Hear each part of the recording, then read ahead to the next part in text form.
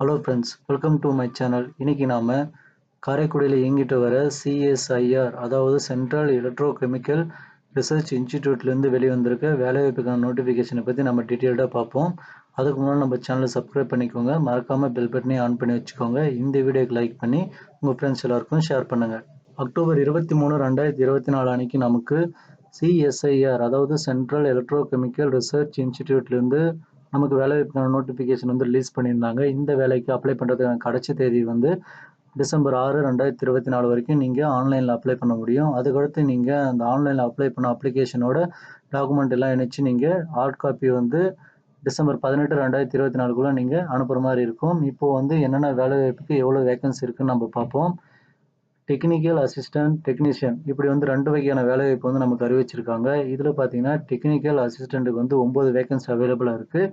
டெக்னீஷியனுக்கு 28 vacancy அவைலபிளாக இருக்குது. Technician அசிஸ்டண்ட்டுக்கு வந்து டெக்னிக்கல் அசிஸ்டண்ட்டில் 9 வேகன்சியில் ஜென்ரலுக்கு 4 வேகன்சி இருக்குது, ஓபிசிக்கு 2 வேகன்சி, எஸ்சிக்கு 1 வேகன்சி, எஸ்டிக்கு 1 வேகன்சி, ஜென்ரலில் வந்து 1 வேகன்சி அவைலபிளாக இருக்குது. அதுக்கடுத்து பார்த்தீங்கன்னா டெக்னீஷியனில் 28 வேகன்சியில் ஜென்ரலில் 10 vacancy, economical weaker section 2 vacancy, ஓபிசிக்கு 9 வேகன்சி, எஸ்சிக்கு 3 வேகன்சி, ஜென்ரலில் வந்து 1 வேகன்சி. அதுக்கடுத்து பார்த்தீங்கன்னா இந்த ஜென்ரலில் வந்து மாற்றுத்திறனாளிகளுக்கு வந்து ஒரு மொத்தமாக 4 வேகன்சி வந்து கொடுத்துருக்காங்க. மந்த்லி சேலரியை பொறுத்த வரைக்கும் டெக்னிக்கல் அசிஸ்டண்ட்டுக்கு வந்து லெவல் 6ல் வந்து 56,640 ரூபா வந்து மந்த்லி கிடைக்கும். அதுக்கடுத்து பார்த்தீங்கன்னா டெக்னீஷியனுக்கு வந்து லெவல் 2ல் மந்த்லி சேலரியை 31,840 ரூபா அப்ராக்சிமேட்டாக கிடைக்கும்னு சொல்லியிருக்காங்க. அப்பர் ஏஜ் லிமிட்டை பொறுத்த வரைக்கும் 28 வயசு வரைக்கும் நீங்கள் அப்ளை பண்ணிக்க முடியும் 2 வேலைக்கும். மினிமம் ஏஜை பொறுத்த வரைக்கும் 18 வயசுலேருந்து அப்ளை பண்ண முடியும். எலிஜிபிலிட்டி கிரிட்டேரியா அதில் பார்த்தீங்கன்னா ஃபஸ்ட்டு வந்து டெக்னிக்கல் அசிஸ்டண்ட்டை பொறுத்த வரைக்கும் 5 வகையான போஸ்ட் கோடு இருக்குது. ஃபஸ்ட்டு போஸ்ட் கோடில் வந்து 1 வேகன்சி அவைலபிளாக இருக்குது. ஜென்ரலில் வந்து அப்ளை பண்ணிக்கலாம். மினிமம் ஏஜ் குவாலிஃபிகேஷன் வந்து 18லேருந்து மேக்ஸிமம் 28 வயசு வரைக்கும் அப்ளை பண்ணிக்க முடியும். எஜுகேஷன் குவாலிஃபிகேஷனை பொறுத்த வரைக்கும் 3 கொடுத்துருக்காங்க. அதில் பார்த்தீங்கன்னா ஃபஸ்ட்டு வந்து பிஎஸ்சி அக்ரிகல்ச்சர், ஹார்டிகல்ச்சர் வந்து 60% மார்க்கோட நீங்கள் பாஸ் பண்ணி 1 இயர் எக்ஸ்பீரியன்ஸோடு இருந்தீங்கன்னா தாராளமாக அப்ளை பண்ணிக்கலாம். அதுக்கடுத்து பார்த்தீங்கன்னா பிஎஸ்சி அக்ரிகல்ச்சர், ஹார்டிகல்ச்சரில் வந்து நீங்கள் 60% மார்க் எடுத்து 1 இயர் ஃபுல் டைம் ப்ரொஃபஷனல் குவாலிஃபிகேஷனோட இருந்தீங்கன்னா தாராளமாக நீங்கள் அதுக்கு அப்ளை பண்ணிக்கலாம். மூணாவதை பொறுத்த வரைக்கும் டிப்ளமோ இன் ஹார்டிகல்ச்சர் நீங்கள் முடிச்சிருக்கணும். 3 இயர்ஸ் ஃபுல் டைம் டியூரேஷனாக இருக்கணும், அல்லது வந்து லீஸ்ட்டாக வந்து 2 இயர்ஸ் ஃபுல் டைம் டியூரேஷனாக நீங்கள் இருக்கலாம். அதுக்கடுத்து பார்த்தீங்கன்னா நீங்கள் டிப்ளமோ கோர்ஸே வந்து 60% மார்க்கோட பாஸ் பண்ணியிருந்தீங்கன்னா தாராளமாக அப்ளை பண்ணிக்கலாம். அதுக்கடுத்து பார்த்தீங்கன்னா 2 இயர்ஸ் வந்து எக்ஸ்பீரியன்ஸும் கேட்குறாங்க. அதுக்கடுத்து பார்த்தீங்கன்னா போஸ்ட் கோடு 2ல் வந்து 1 வேகன்சி அவைலபிளாக இருக்குது. அதுவும் ஜென்ரல் தான் அப்ளை பண்ண முடியும். இதுக்கு வந்து மினிமம் ஏஜ் வந்து 18லேருந்து மேக்ஸிமம் 28 வயசு வரைக்கும் அப்ளை பண்ணிக்கலாம். எஜுகேஷன் குவாலிஃபிகேஷனை பொறுத்த வரைக்கும் BSc R equivalent with minimum 60% மார்க்கோட நீங்கள் பாஸ் பண்ணியிருந்தா தாராளமாக வந்து அப்ளை பண்ணிக்கலாம். அதுக்கடுத்து பார்த்தீங்கன்னா போஸ்ட் கோடு 3ல் வந்து டெக்னிக்கல் அசிஸ்டண்ட் வந்து கொடுத்துருக்காங்க. அதில் வந்து 2 வேகன்சி அவைலபிளாக இருக்குது. ஜென்ரலுக்கு 1 வேகன்சி இருக்குது, ஓபிசிக்கு 1 வேகன்சி இருக்குது. ஏஜ் லிமிட்டை பொறுத்த வரைக்கும் 28 வயசு வந்து ஜென்ரலுக்கும், ஓபிசிக்கு வந்து 31 வயசு வரைக்கும் தாராளமாக அப்ளை பண்ணிக்கலாம். எஜுகேஷன் குவாலிஃபிகேஷனை பொறுத்த வரைக்கும் BSc mathematics, statistics or equivalent வந்து 60% மார்க்கோட நீங்கள் பாஸ் பண்ணியிருந்தா தாராளமாக அப்ளை பண்ணிக்கலாம். அது கூட பார்த்தீங்கன்னா 1 இயர் எக்ஸ்பீரியன்ஸ் இருக்கவங்க அப்ளை பண்ண முடியும். அதுக்கடுத்து குவாலிஃபிகேஷனை பொறுத்த வரைக்கும் பிஎஸ்சி மேத்தமெட்டிக்ஸ், ஸ்டாட்டிஸ்டிக்ஸ் வந்து 60% மார்க் வந்து இப்போ எடுத்துருக்கணும். அதுக்கடுத்து பார்த்தீங்கன்னா 1 இயர் ஃபுல் டைம் ப்ரொஃபஷனல் குவாலிஃபிகேஷனோட இருந்தீங்கன்னா நீங்கள் தாராளமாக அப்ளை பண்ணிக்கலாம். அதுக்கடுத்து டிசரபிள் எக்ஸ்பீரியன்ஸும் கேட்டிருக்காங்க. அதுக்குள்ளே இருக்கவங்க பார்த்து அப்ளை பண்ணிக்கோங்க. போஸ்ட் கோடு 4 பொறுத்த வரைக்கும் 1 வேகன்சி அவைலபிளாக இருக்குது. அது வந்து ஓபிசிக்கு மட்டும் இருக்குது. அது வந்து டெக்னிக்கல் அசிஸ்டன்ட் 31 வயசு வரைக்கும் அப்ளை பண்ணிக்க முடியும். எஜுகேஷன் குவாலிஃபிகேஷனை பொறுத்த வரைக்கும் பிஎஸ்சி கம்ப்யூட்டர் சயின்ஸ் அல்லது இன்ஃபர்மேஷன் டெக்னாலஜி ஆர் ஈக்குவலண்ட் வந்து நீங்கள் 60%ஓட படிச்சிருந்தீங்கன்னா தாராளமாக அப்ளை பண்ணலாம். அது கூட வந்து 1 இயர் எக்ஸ்பீரியன்ஸும் கேட்டிருக்காங்க. அதுக்கடுத்து பார்த்தீங்கன்னா BSc computer science or information technology 60% மார்க்கோட பாஸ் பண்ணி 1 இயர் ஃபுல் டைம் ப்ரொஃபஷனல் குவாலிஃபிகேஷனோட இருந்தால் தாராளமாக நீங்கள் அப்ளை பண்ணிக்கலாம். அதுக்கடுத்து பார்த்தீங்கன்னா டிப்ளமோ கம்ப்யூட்டர் சயின்ஸ் வந்து நீங்கள் முடிச்சிருக்கணும்னு சொல்லியிருக்காங்க. அதுக்கடுத்து பார்த்தீங்கன்னா போஸ்ட் கோடு 5 பொறுத்த வரைக்கும் டெக்னிக்கல் அசிஸ்டண்ட்டில் வந்து ஏஜ் லிமிட் வந்து 28 வயசு வரைக்கும் அப்ளை பண்ணிக்கலாம். 1 வேகன்சி அவைலபிளாக இருக்குது. அது பார்த்தீங்கன்னா ஜென்ரலுக்கு மட்டும்தான் இருக்குது. இதுக்கும் வந்து எஜுகேஷன் குவாலிஃபிகேஷனை பொறுத்த வரைக்கும் diploma in electrical and electronics engineering technology of at least 3 years full time duration வந்து இருந்துச்சுன்னா நீங்கள் தாராளமாக அப்ளை பண்ணிக்கலாம். 60% மார்க் வந்து கம்பல்சரி. அதுக்கடுத்து பார்த்தீங்கன்னா போஸ்ட் கோடு 6ல் வந்து 3 வேகன்சி அவைலபிளாக இருக்குது. ஜென்ரலுக்கு வந்து மாற்றுத்திறனாளிகளுக்கு 1, எஸ்சிக்கு 1, எஸ்டிக்கு 1ன்னு வந்து 3 வேகன்சி அவைலபிளாக இருக்குது. ஏஜ் லிமிட்டை பொறுத்த வரைக்கும் ஜென்ரலில் வந்து 38 வயசு வரைக்கும், எஸ்சி, எஸ்டி 33 வயசு வரைக்கும் அப்ளை பண்ணிக்கலாம். ஜென்ரல் வரது வந்து மாற்றுத்திறனாளிகளுக்குன்றது ஞாபகத்தில் வச்சுக்கோங்க. நீங்க எதுல வரேன்றத பார்த்து அப்ளை பண்ணுங்க. எஜுகேஷன் குவாலிஃபிகேஷனை பொறுத்தவரைக்கும் diploma in mechanical engineering or technology of the at least 3 years full time டியூரேஷன்ல 60% மார்க்கோட நீங்க பாஸ் பண்ணியிருந்தீங்கன்னா தாராளமா அப்ளை பண்ணிக்கலாம். இதுக்கு பார்த்தீங்கன்னா நீங்க 2 இயர்ஸ் எக்ஸ்பீரியன்ஸ் வந்து கேட்குறாங்க. அடுத்து டெக்னீஷியன் பொசிஷனை பொறுத்த வரைக்கும் இல்ல ஃபர்ஸ்ட் கோட்ல பார்த்தீங்கன்னா 3 வேகன்சி இருக்கு. அது வந்து ஜெனரலுக்கு 1, எக்கனாமிக்கல் வீக்கர் செக்ஷன்ல 1, ஓபிசிக்கு 1ன்னு இருக்கு.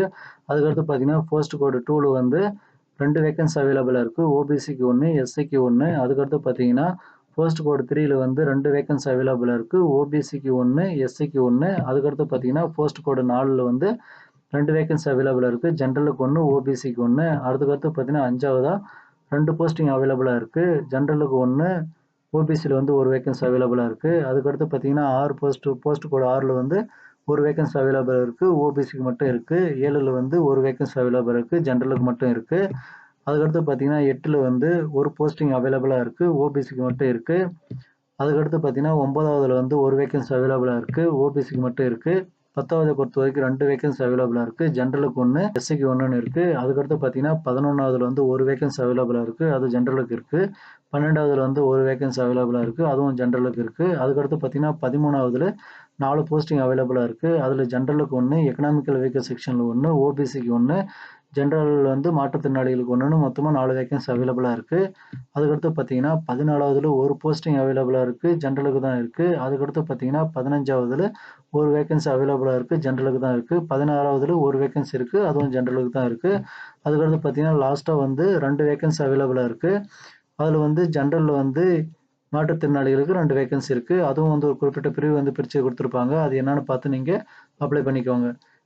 உங்களுக்கு எந்த போஸ்ட் கோட்ல உங்களுக்கான வேகன்சி இருக்குன்றத பார்த்துட்டு அப்ளை பண்ணுங்க. மேக்ஸிமம் டெக்னீஷியன் பொசிஷனை பொறுத்தவரைக்கும் எஜுகேஷன் குவாலிஃபிகேஷனை பொறுத்தவரைக்கும் நீங்க 10th பாஸ் பண்ணியிருக்கணும். அதுக்கடுத்து பார்த்தீங்கன்னா நீங்க எந்த போஸ்ட் கோட்ல அப்ளை பண்றீங்களோ அதுக்கான எஜுகேஷன் குவாலிஃபிகேஷன் அடிஷனலாவும் கேட்டிருக்காங்க. அது என்னன்னு பார்த்து நீங்க அப்ளை பண்ணுங்க.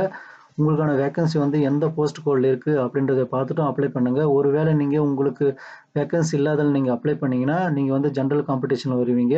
கம்யூனிட்டில வந்து நீங்க வரமாட்டீங்க. அதனால பார்த்து அப்ளை பண்ணுங்க. அதுக்கடுத்து பார்த்தீங்கன்னா சில ஜெனரல் இன்ஃபர்மேஷன் குடுத்துருக்காங்க. அது ஒரு முறை மேலோட்டமா படிச்சு பார்த்துக்கோங்க. அதுக்கடுத்து பார்த்தீங்கன்னா ஏஜ் லிமிட் அண்ட் ரிலாக்சேஷனை பொறுத்தவரைக்கும் நீங்க மினிமம் 18 வயசுலேருந்து மேக்ஸிமம் 28 வயசு வரைக்கும் அப்ளை பண்ணிக்கலாம். உங்களுக்கு வந்து ரிலாக்சேஷனோட சேர்த்து தான் வந்து அங்க மேலலாம் குடுத்துருக்க ஏஜ் குவாலிஃபிகேஷனை பொறுத்தவரைக்கும். எஸ்சி, எஸ்டி இவங்க வந்து 5 வயசு வரைக்கும் எக்ஸ்ட்ராவா வந்து அப்ளை பண்ணிக்க முடியும். அதுக்கடுத்து பார்த்தீங்கன்னா ஓபிசிக்கு ஏஜ் ரிலாக்சேஷனை பொறுத்தவரைக்கும் 3 வருஷம் குடுத்துருக்காங்க. மாற்றுத்திறனாளிகளுக்கான ஏஜ் ரிலாக்சேஷனும் வந்து குடுத்துருக்காங்க. நீங்க உங்களுக்கான ஏஜ் ரிலாக்சேஷன் வருதா அப்படின்றத பார்த்துட்டு அப்ளை பண்ணுங்க. அப்ளை பண்ணும்போது நீங்க வந்து ஏஜ் ரிலாக்சேஷனுக்குள்ள வரல அப்படின்ற பட்சத்துல வந்து உங்களால அப்ளை பண்ண முடியாது. அதையும் ஞாபகத்துல வச்சுக்கோங்க. அதுக்கடுத்து பார்த்தீங்கன்னா மோட் ஆஃப் செலக்ஷனை பொறுத்தவரைக்கும் ஃபர்ஸ்ட் ஸ்கில் டெஸ்ட் இருக்கும். அதுக்கடுத்து பேப்பர் 1, பேப்பர் 2 இருக்கும். சில ஜாபுக்கு வந்து பேப்பர் 3 வரைக்கும் போகும். அதனால பார்த்து நீங்க எந்த ஜாபுக்கு அப்ளை பண்றீங்க அதுக்கான சிலபஸ் என்னன்றத பார்த்துட்டு ப்ரிப்பேர் பண்ணுங்க. அதுக்கடுத்து பார்த்தீங்கன்னா ஹவ் டு அப்ளை குடுத்துருக்காங்க. உங்களுக்கு அப்ளை பண்றதுக்கான டேட்டை பொறுத்தவரைக்கும் அக்டோபர் 23லிருந்து டிசம்பர் 6 வரைக்கும் நீங்க அப்ளை பண்ணிக்க முடியும். ஈவினிங் 5 வரைக்கும் தான் டைம் குடுத்துருக்காங்க. அதனால வந்து சீக்கிரமா அப்ளை பண்ண பாருங்க. லாஸ்ட் டைம் வரைக்கும் வெயிட் பண்ணிட்டு இருக்காதீங்க. அப்ளிகேஷன் அமௌண்ட்ட பொறுத்தவரைக்கும் நீங்க ரூ. 500 பே பண்ற மாரி இருக்கும். ஆன்லைன் பேமெண்ட் தான் நீங்க பண்ண முடியும். அதுவும் பார்த்தீங்கன்னா நெஃப்ட், ஐஎம்பிஎஸ் அப்புறம் பார்த்தீங்கன்னா பேங்க் டிரான்சாக்ஷன், நெட் பேங்கிங் இது மாரில வந்து நீங்க பே பண்ணிக்கலாம்னு சொல்லியிருக்காங்க. அதுக்கடுத்து பார்த்தீங்கன்னா எஸ்சி, எஸ்டி மாற்றுத்திறனாளிகள், பெண்கள் மற்றும் ரெகுலர் எம்ப்ளாயி ஆஃப் சிஎஸ்ஐஆர் இவங்கலாம் வந்து பே பண்ண தேவையில்லன்னு சொல்லியிருக்காங்க. அதுக்கடுத்து பார்த்தீங்கன்னா நீங்க அமௌண்ட் பே பண்ணிட்ட பிறகும் உங்களுக்கான அமௌண்ட் வந்து ரீஃபண்ட் பண்ண மாட்டோம்னு சொல்லியிருக்காங்க. அதுக்கடுத்து பார்த்தீங்கன்னா, நீங்க அப்ளை பண்ணிட்ட பிறகும் அந்த அப்ளிகேஷனை வந்து பிரிண்ட் அவுட் எடுத்து ரெசிப்ட் எல்லாமே வந்து நீங்க எங்க அனுப்பணும்னா, application for the post of நீங்க எந்த போஸ்ட்டுக்கு அப்ளை பண்றீங்க அப்படின்ட்டு மென்ஷன் பண்ணி அதுக்கான போஸ்ட் கோடையும் போட்டு, அதுக்கடுத்து பார்த்தீங்கன்னா, இவங்க மென்ஷன் பண்ணியிருக்க அட்ரஸ்க்கு வந்து நீங்க அனுப்புற மாரி இருக்கும். அதுவும் வந்து டிசம்பர் 18, 2024க்குள்ள போய் நீங்க சேர்ற மாரி அனுப்பணும். அட்ரஸை பொறுத்த வரைக்கும் த administrative officer CSIR central electrochemical research institute Karaikudi 630-003 இந்த அட்ரஸ்க்கு வந்து நீங்க அனுப்புற மாதிரி இருக்கும். நல்லா ஞாபகம் வச்சுக்கோங்க. நீங்க ஆன்லைன்ல அப்ளை பண்றது மட்டும் இல்லாம அதை நீங்க பிரிண்ட் அவுட் எடுத்து இவங்க சொல்லியிருக்க அட்ரஸ்க்கு வந்து டிசம்பர் 18, 2024க்குள்ள நீங்க அனுப்புற மாதிரி பார்த்துக்கோங்க. அதுக்கு அடுத்து நீங்க இந்த அப்ளிகேஷனோட என்னென்ன அட்டாச் பண்ணி அனுப்பணும்னா, நீங்க அப்ளை பண்ண ஆன்லைன் அப்ளிகேஷன் வந்து நீங்க அனுப்புற மாரி இருக்கும். அதுக்கடுத்து பார்த்தீங்கன்னா, நீங்க ரெசிப்ட் எடுத்துக்கோங்க. அதுக்கடுத்து உங்களோட ஏஜ் ப்ரூஃபா வந்து பர்த் சர்டிஃபிகேட் அனுப்பலாம். இல்ல 10th, 12th மார்க் ஷீட் வந்து நீங்க அனுப்பலாம். அதுக்கடுத்து பார்த்தீங்கன்னா, எஜுகேஷன் குவாலிஃபிகேஷனுக்கும் சேம் அதே போல தான் 10th, 12th degree குவாலிஃபிகேஷனுக்கு degree certificate எல்லாமே நீங்க அனுப்புற மாரி இருக்கும். எல்லாமே ஜெராக்ஸ் தான் நீங்க எடுத்து அனுப்பணும். அதையும் ஞாபகம் வச்சுக்கோங்க. அதுக்கடுத்து பார்த்தீங்கன்னா, உங்களுடைய கேஸ்ட், அப்புறம் எக்கனாமிக்கல் வீக்கர் செக்ஷன், மாற்றுத்திறனாளிகள், ஆதரவற்ற பெண்கள், இன்னும் எக்ஸ் சர்வீஸ் மேனு, அப்புறம் ஆல்ரெடி நீங்க ஒர்க்ல இருந்துட்டு இருக்கீங்க அப்படின்னா, அதுக்கான ப்ரூஃப் எல்லாமே நீங்க ஜெராக்ஸ் எடுத்து அனுப்புற மாரி இருக்கும். அதுக்கடுத்து பார்த்தீங்கன்னா, நீங்க ஆல்ரெடி ஒர்க்ல இருந்துட்டு இருக்கீங்க, அதாவது கவர்மெண்ட் ஜாப்ல இருக்கீங்க அப்படின்னா வந்து நீங்க அந்த ஆஃபீஸ்ல இருந்து ஆப்ஜெக்ஷன் சர்டிஃபிகேட் வந்து கேட்கறாங்க. அதாவது நோ ஆப்ஜெக்ஷன் சர்டிஃபிகேட் வந்து கேட்கறாங்க. அதையும் நீங்க ரெடி பண்ணிக்கோங்க. அதுக்கடுத்து பார்த்தீங்கன்னா, நீங்க பிரைவேட் ஜாப்ல வந்து இருக்கீங்க அப்படின்னா, ஒர்க் எக்ஸ்பீரியன்ஸ் வந்து இருக்கும். அதையும் வந்து கேட்கறாங்க.